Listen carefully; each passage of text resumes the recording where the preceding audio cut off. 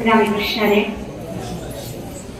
खरं तर पावसामुळे सगळं आणि आमचे कीर्तन सेवा होती दुबईला, त्याच्यामुळे थोडा उशीर झाला, क्षमा असावी.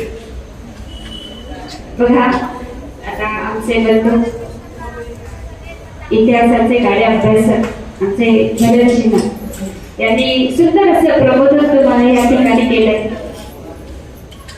त्याच्यामुळे मी तर काही फार तुमचा जास्त वेळ घेणार नाही, पण हा जो उद्देश आहे आज इथे, हा उद्देश काय, कशा निमित्ताने आपण सर्वजण एकीभूत झालेलो, तर तो उद्देश असा आहे की संघटन आज का महत्वाचं. संघटन, एकीचं बळ, एकी का महत्वाचे. कारण बघा लहानपणापासून आपण असं ऐकतो की एक काठी पटकन तुटते, पण तो जर काठ्यांचा जोडगा असेल तर तो तुटत नाही. मग आज एकी करण्याची फार आवश्यकता आहे. मग ते आमचं आध्यात्मिक क्षेत्र असू दे, राजकीय असू दे, सामाजिक कुठलंही क्षेत्र असू दे, त्या क्षेत्रामध्ये एकी फार महत्वाची. मग ती एकी का महत्वाची, तर आज हिंदू धर्म टिकवण्यासाठी तुम्हाला आम्हाला कार्य करायचं. आज हिंदू धर्म टिकला पाहिजे याच्यासाठी आपल्याला कार्य करायचं.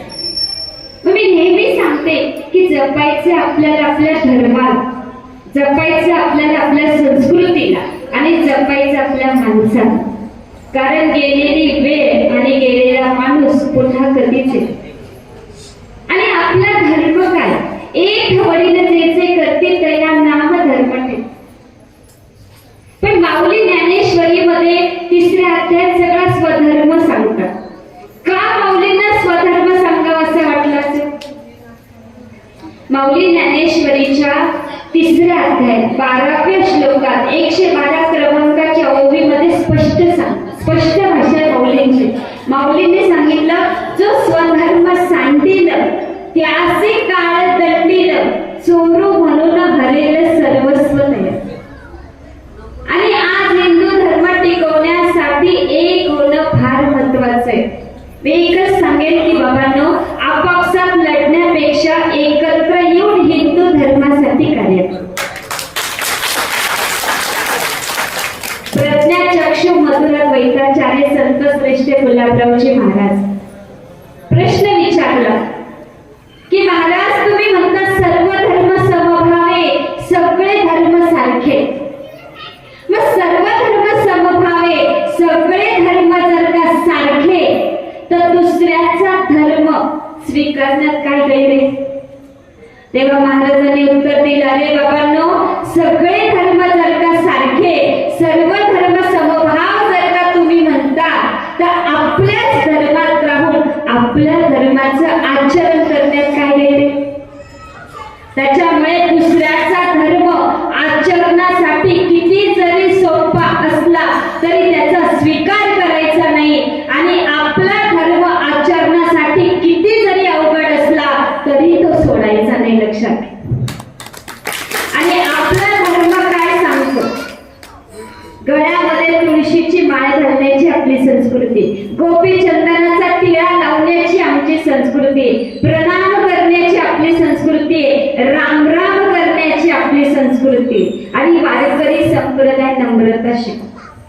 अध्यात्म फक्त भोग देत नाही, भोगण्याची क्षमता सुद्धा देते. लक्षात घ्या. मला तुम्हाला एवढंच सांगायचंय की आज यांनी जो प्रयत्न केलाय, जो प्रयास केलाय, तो फक्त संघटन, एकत्र येण्यासाठी.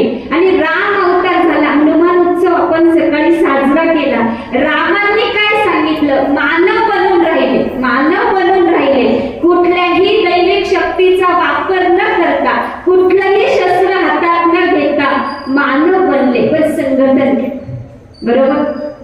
सगळ्या वर्णातल्या लोकांना एकत्र, भिलांना सोबत घेतलं, वानरांना सोबत घेतलं, शबरीला सोबत घेतलं, आणि संघटन करून दुष्टांचा संहार केलाय. लक्षात घ्या.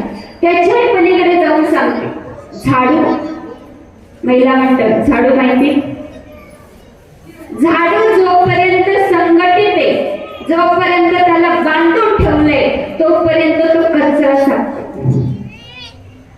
पण तोच कचरा बनतो. मग आता तुम्हाला कचरा बनायचंय का झाडू बनायचंय हे आपण ठरवू. आपल्या मुलांना धर्म सांगा, आपली संस्कृती सांगा. जोपर्यंत ग्रंथ समजणार नाही तोपर्यंत संत समजणार नाही, आणि संत समजणार नाही तोपर्यंत भगवंताची प्राप्ती नाही. लक्षात घ्या. का सांगायचं आपला धर्म? कारण आज धर्मांतरांच्या गोष्टी खूप वाढल्यात महाराज. छोट्या छोट्या प्रलोभनांना बळी पडून लाख लाख 2-2 लाखासाठी आम्ही धर्मांतरण करतोय. आणि आज या ठिकाणी एक विशेष गोष्ट सांगते. जरी आम्ही कीर्तनकार असलो तर आम्ही विश्व हिंदू रक्षा संघटनेचं काम करतो. नाशिक जिल्हा अध्यक्षपद आमच्याकडे महिला मोर्चाचं. आणि आज आम्ही नुसते कीर्तन करत नाही तर प्रयास पण करतो. लक्षात घ्या. आणि गेल्या 6 महिन्यामध्ये 600 धर्मांतरण केलेल्या लोकांना आम्ही हिंदू धर्मात घेतलंय. आणि निफाडमध्ये जो मोठा मारुती, तिथे आपल्या हिंदू समाजाची जागा काही लोकांनी बळकावली. आणि ती पुन्हा आपण कलेक्टर कडून परवानगी घेऊन ती पुन्हा आपल्याकडे घेतली. आणि तिथे आता मोठा मारुती सारखंच मारुती मंदिर खूप मोठं भव्य दिव्य काम त्या ठिकाणी चाललंय. त्याच्यामुळे आम्ही फक्त बोलत नाही, प्रयत्न करतो. प्रयास पण तितकाच महत्वाचा आहे. जास्त वेळ न घेता एकच सांगेल की बाबांनो, आपापसात लढण्यापेक्षा, जातीमध्ये लढण्यापेक्षा एकत्र येऊन हिंदू धर्मासाठी कार्य करा. लक्षात घ्या. आज या ठिकाणी आमचे बंधू भरणजी आपण सुंदर असं प्रबोधन या ठिकाणी केलं. वेळात वेळ काढून तुम्ही आमच्या नांदूर गावामध्ये आला. सुंदर असं मार्गदर्शन आपण या ठिकाणी केलं. त्याबद्दल मी हरिभक्तपर्यंत आंधळे सिन्नरकर आणि नांदूर गावाची आम्ही सुनबाई आहोत. तर संपूर्ण गाव ग्रामस्थांच्या वतीने मी तुमचे फार मनापासून आभार मानते आणि पुढील वाटचालीसाठी तुम्हाला खूप खूप शुभेच्छा.